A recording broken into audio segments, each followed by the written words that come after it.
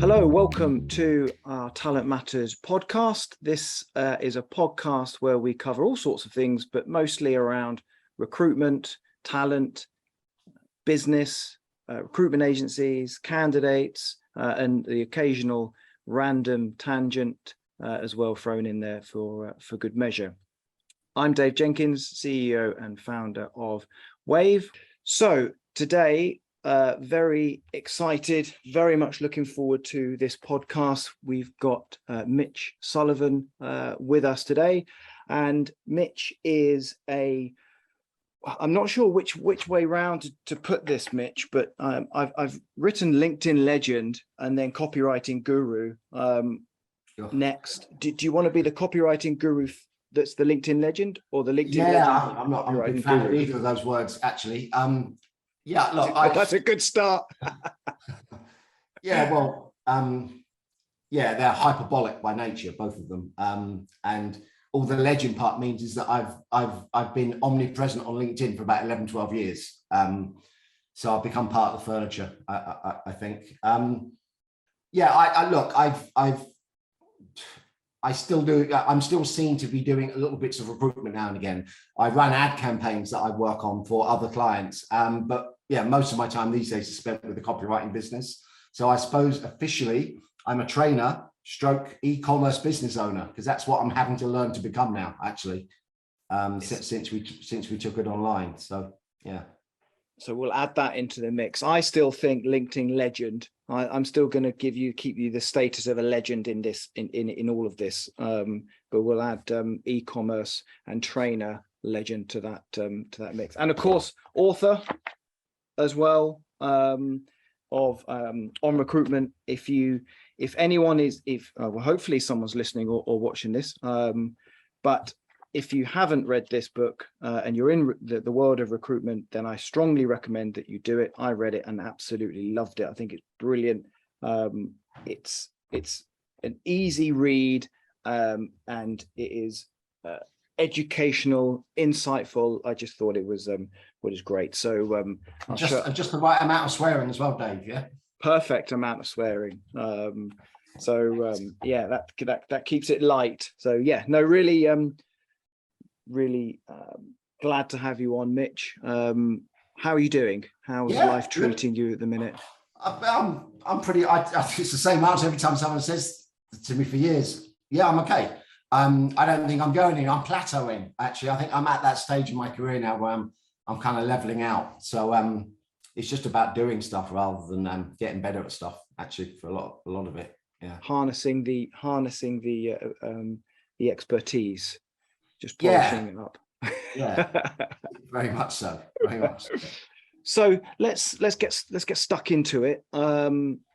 You are you've got your ear to the ground within recruitment, obviously, with the training that you're doing. You're coming across a lot of businesses, people, companies. What's the kind of the word on the street, or what's the general temperature out there recruitment wise? We know it's busy because the market, reports it, but what are people saying and feeling out there? Okay, it's a massive question. I'm only going to be able to unpack some of that, I think. Look, a lot of my focus tends to be on recruitment marketing. Yeah, I tend to see a lot of recruitment through that lens, which is probably understandable. So, the world of recruitment is massive. Contract and temp recruitment, I only have notional academic understanding of. I've never done it, never worked with people who've done it, or managed them rather. And that's 80% of the industry, isn't it? I think probably in terms of revenue. Yeah. Not profit, obviously.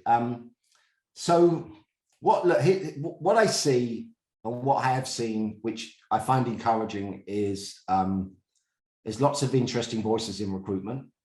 And it's fun watching younger people, posting stuff that you really like. I think, and I think that's a result of people starting to take marketing more seriously. I think there's a lot of other people on LinkedIn who've been influential, not in recruitment, but who just put out good content, good ads, good visuals. so, and I'm not just basing that on the numbers that I'm experiencing going through my program. It's just seeing other little businesses pop up that specialize in recruitment marketing, copywriting being taken more seriously. So yeah, I'm kind of from that perspective, I'm encouraged. I think the rest of it is always down to the economy generally, isn't it? Or whatever's going on in a particular sector. I mean, technology broadly seems to be recession proof. So it's I think we are heading for some tough times. I just think it's inevitable given that everything that's happened and the kind of growth that a lot of companies have, when I saw how busy companies were through those various lockdown periods, I didn't quite understand it. I thought, why are you growing so quickly now? It just went a bit crazy, didn't it? Just it felt a bit artificial to me. So it retracting now probably shouldn't come as a big surprise. Yeah. One of the things that I really liked, again, and it's something that you've talked about in your book, is, the copy is almost the first insight into the brand of the agency. And I think that's quite insightful, that, how you write the ad, how the ad that goes out is, kind of shows the brand of the agency, and an agency's brand during lockdown, I think, was more important than ever. Do you think? No, not entirely. I've been criticized for what I'm about to say a few times in the past, but I just don't think any agency has a brand. And I'm defining a brand loosely as what somebody thinks or feels or associates with that name whenever it comes up.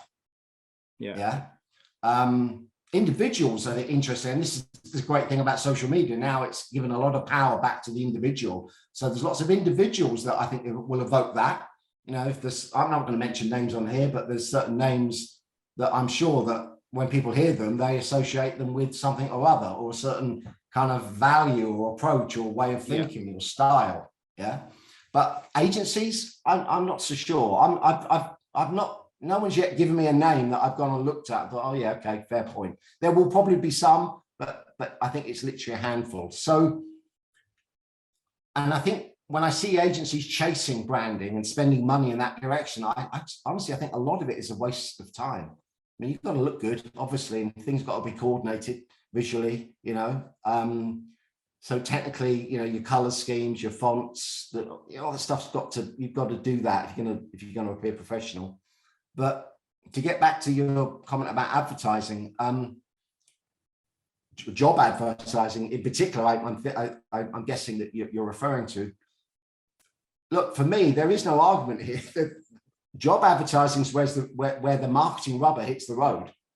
Yeah, it's the most measurable. It's the most instant. The feedback can be quite varied. Yeah, both good and bad. And I think the easiest or most effective way of an agency building as a brand is to be remembered for putting out good ads. Yeah. Really? Yeah, that was the kind of point I was getting to. I agree massively with the rise of a personal brand. I think that's really important. So based on what you just said, and we get it a lot at Wave, job boards are our thing, and it's nearly always the easiest way to improve the results that an agency is getting from their job boards, by looking at what they're actually putting out. And I'm not gonna. I know we're not gonna get too into the mechanics of how to write the perfect ad and all that sort of stuff, but why is it, and this is maybe a question for me as much as you, and I don't know the answer, why is it that we're still struggling in some areas to convince people to put out or spend more time on the quality of their ads? Because, as you said, it's almost the number one most measurable thing. Yeah, it is. Why are people still putting out copy and paste job descriptions when it's free to change it. Sure. Okay. In a sense. All right. Look, I've got a theory on that, and I've thought it through, as I do most of my theories. But I'm open to it being wrong or wrong in parts. But before I do that, firstly, I think logistically, it's not feasible for any recruiter, be they in-house or agency, to produce a really good ad for every job they work on. But I think they can produce a more effective ad for every job that they work on. So a lot will cut and paste a JD, or will rely very heavily on the JD when constructing their ad, because obviously if they're an agency, they're trying to depersonalize it as anonymize it, as much as possible. So I think there's a number of things at play. I think that it can be incredibly busy. They don't know any better. They've been told to do it that way. So it becomes a function of admin rather than a function of marketing, which to me is a tragedy, really. If marketing ever finds its way in admin, you know you're in trouble, really. But I think it's just become a little bit baked in. And here's my theory. I think when job boards started to really take root, which was, you'll know this better than me, but I'm guessing around the mid-2000s, when they started becoming the de facto way of advertising jobs, early 2000s probably. Roughly. Actually, I think probably a bit later. Okay. Than that, I think. But yeah, we're in that decade, aren't we? It's okay. So I think what happened then is because I think everyone already had email. Now people could find jobs really quickly, which is a massive time saver. They could react to them straight away and send their CV instantly. And I think for a few years, that was incredibly popular. And I think advertising worked really, really well back in those days, even though the ads were no different to the ads now. They were still rubbish, but people didn't mind because they were still getting accustomed to the novelty factor. And, they would join the dots up themselves and try, because at that point we were used to so just to finish off, it just got passed down as this is what we do. It seems to work. And because the climate or the environment has changed ever so incrementally over the last 15, 20 yeas, I haven't really noticed. So I just think it's become habit for me. Sorry to interrupt, Dave. Sorry. Yeah, no, I interrupted you. So sorry for that. But I guess it's the, because prior to that, it was the press days, wasn't it? And it was, you would never, or companies, I mean, they did, but typically you would never put out the type of ads that were going out on job boards into the local or national press, because it was you spent a week to craft it and you had to wait for the deadline. Whereas your point is really interesting, because at the time then speed became a thing, didn't it? Because you could have an ad and you could put it out and it would be published within minutes, whereas we were used to waiting a week, and you could get response in minutes. And again, we were used to waiting 2 weeks. And so, people didn't care about the quality, because it was almost like a fax or a telegram or something that's just not crafted. It's just basic out there sort of. And look, at the same time, around about that same era, agencies were changing significantly. They were becoming a lot more vertical rather than horizontal. I mean, I was a horizontal recruiter, back in the day when I was doing contingency. I was just doing sales, and I was doing sales in a certain geographical area. Once the internet took hold, job boards took hold, suddenly agencies were going much nicher. So, and they could now service much wider geographical areas, because I think that, at some point, I think in the 90s or the late 90s, legislation was changed whereby you didn't have to meet any candidate that you then sent out on an interview. But that used to be law for agencies back when I came into the industry. So all those things kind of coalesced to kind of contribute to, probably, from what I can remember, 2005 through 2010, were boom years in recruitment. Yes. Everything worked, and everyone was happy. And then gradually people become a little bit less happy as time goes on. Were they happy, or do we just look back and think that they were happier then? Because we put on our nostalgia. I think we know glasses, more now because, since social media has taken hold, everyone's sharing their opinions, me amongst them. I've often been criticized for not defending my industry or for, picking holes in it. But, if the holes are there, I'm going to pick at them.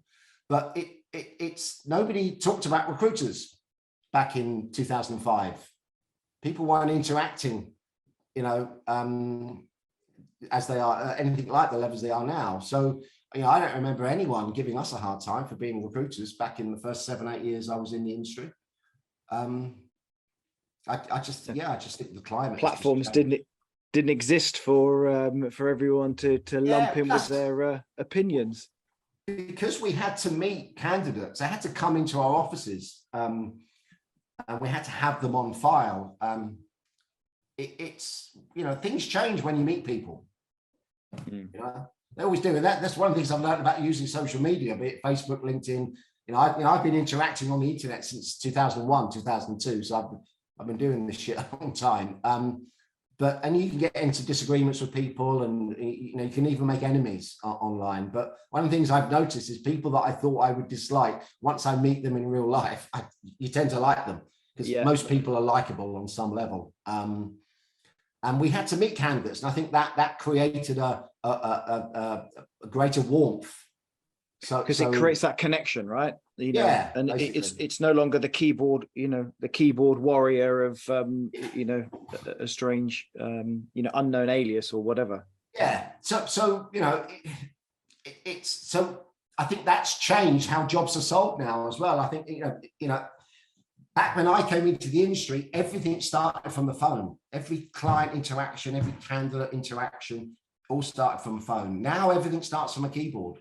Literally, it all starts from a keyboard. So I think people need to get better at writing, whether it's through people like me or just something more general. But and there's plenty of resources out there for them to get better. Do you think then, we sort of talked about marketing, before, and historically recruitment and recruiters have been on the sales side of the spectrum, and their strengths tend to be in relationship building, verbal communication, and like you said, meeting, as you said, baked in.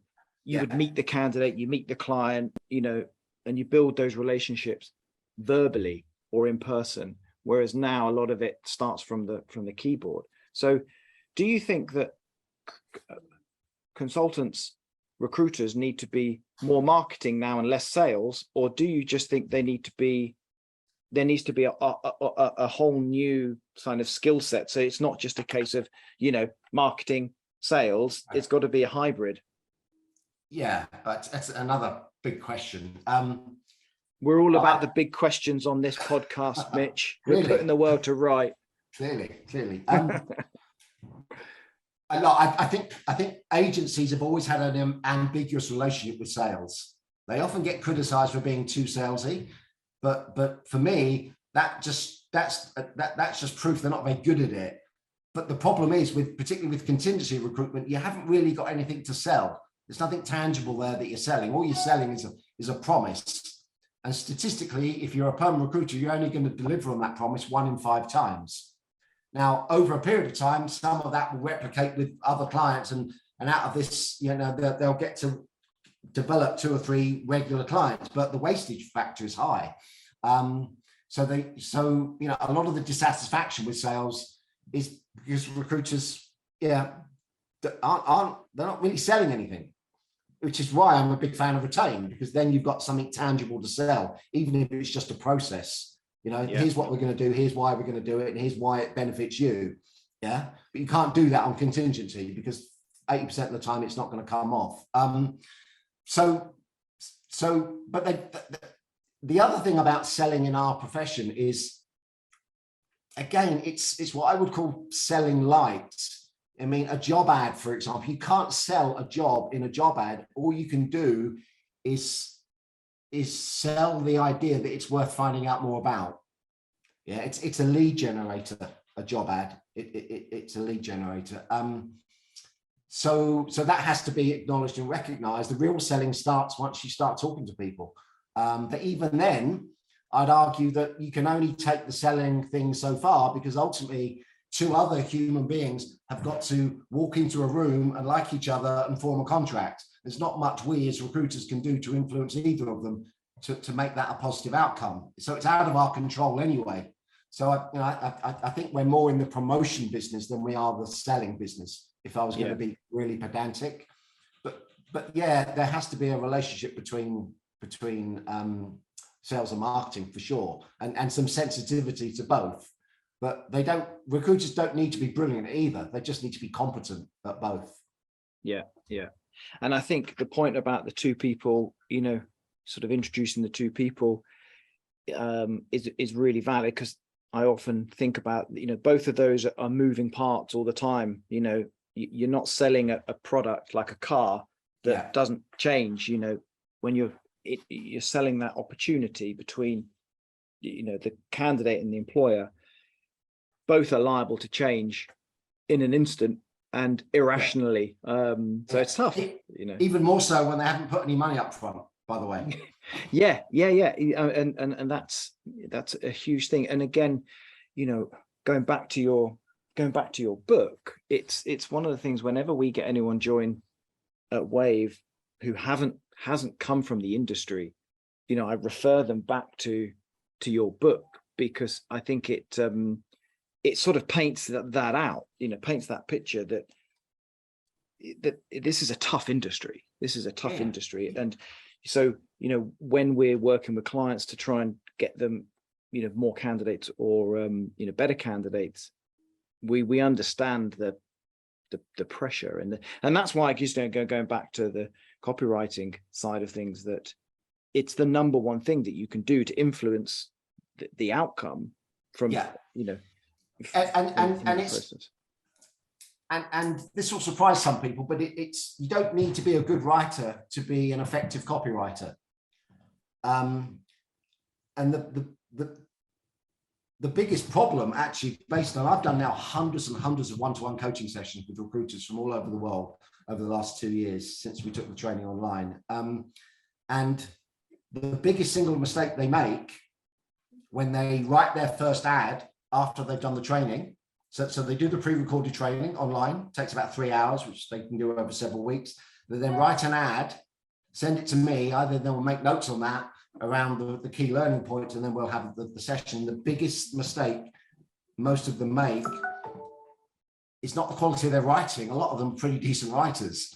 Particularly once you give them permission to sort of write conversationally, because they always think they've got to write in a sort of a job specky tone of voice. It is the structure. It's the structure of the content, and they're and I don't want to get into the detail of that, but if you just structure the content, there's a certain logical way to structuring content that's based around what the reader most wants. And that brings us back to sales, because that's all selling is finding out what people want and seeing if you're able to give it to them.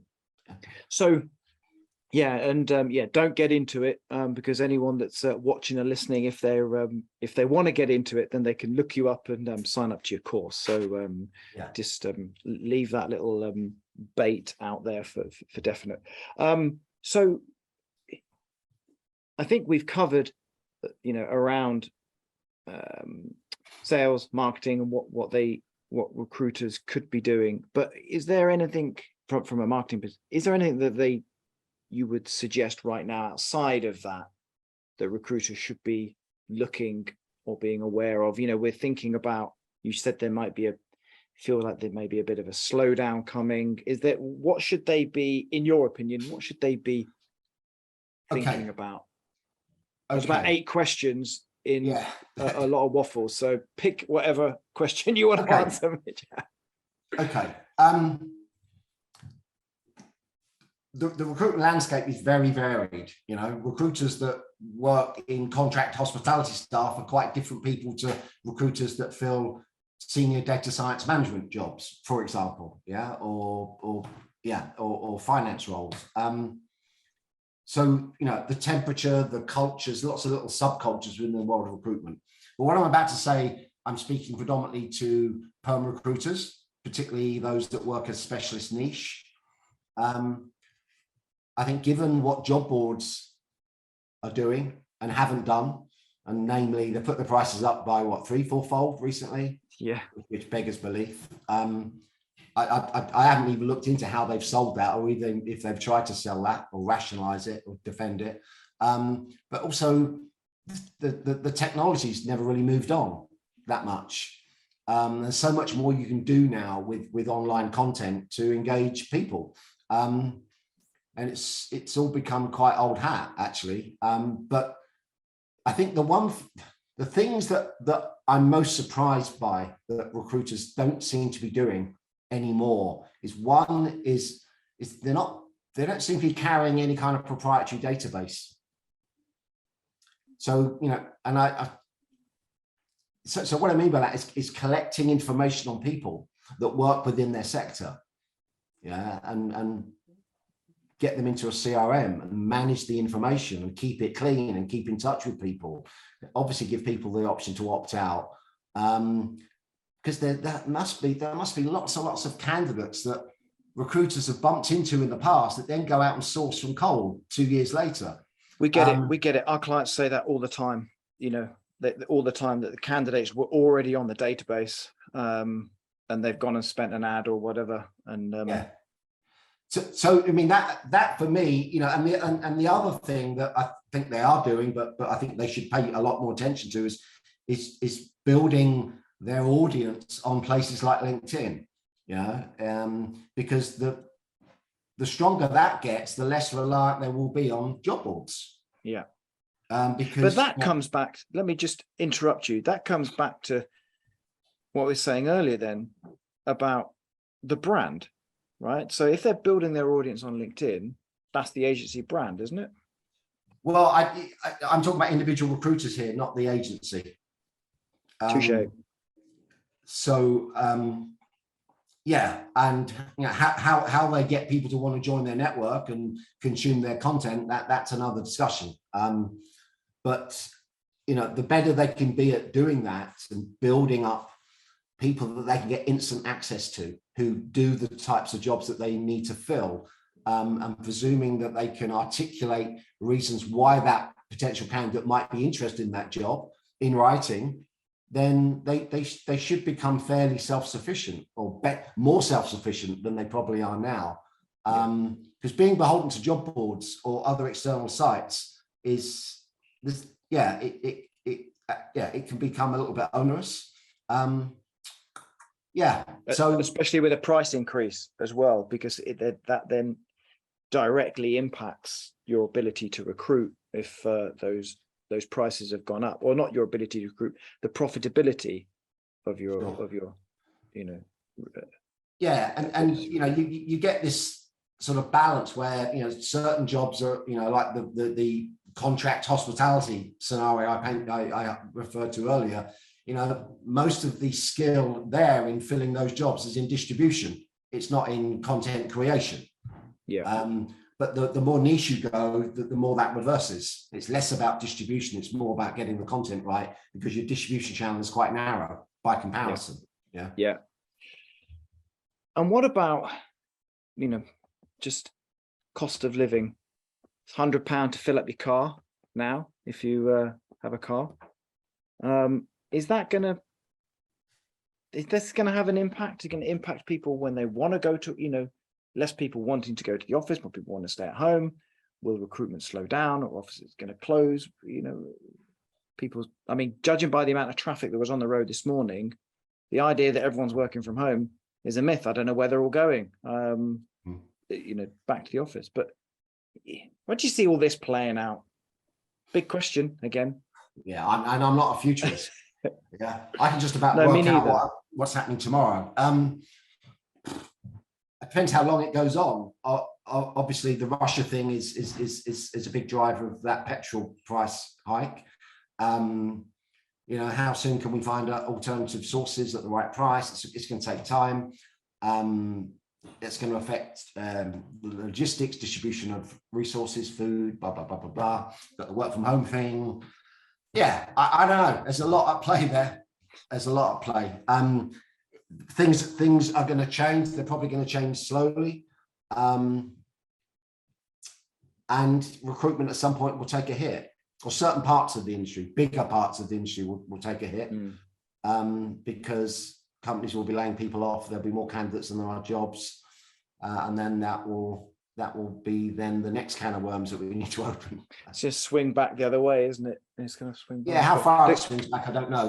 Like I said, there are certain sectors that seem to be immune from recessions, particularly those around tech. But we'll see. We'll see.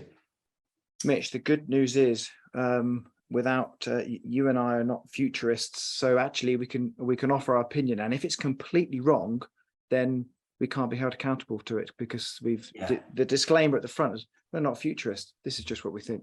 So we put a caveat out at the beginning of the podcast saying you ignore some of this advice.